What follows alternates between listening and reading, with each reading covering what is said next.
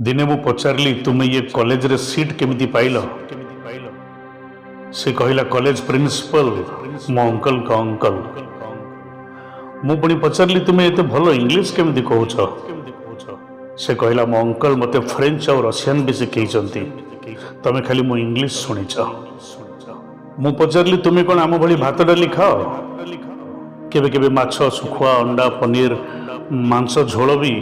भात और रोटी संगे नियो से कहला ना मु टोटल सुगर फ्री आम अंकल ऑर्गेनिक फूड स्टोर अच्छी सेठी सब किसी ऑर्गेनिक और फैट फ्री मिलूची मु पुणी पचारली तुम अक्षर केमिति एते सुंदर से कहला मो अंकल अक्षर तुम्हें देखिन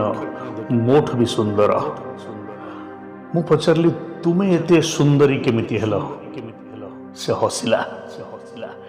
हसिला और कहला ये सरोगेसी कमाल मु पचारली तुम अंकल कौन सरोगेसी डाक्तर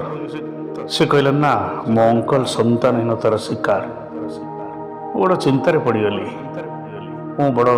चिंतार पड़गली निजक संभाली न पारी पचारिदेली तुमर ये सौंदर्य पछरे तुम अंकल हाथ नहीं से कहला ना से गोटे दुख छड़ा तांकर और किछि दुख नहीं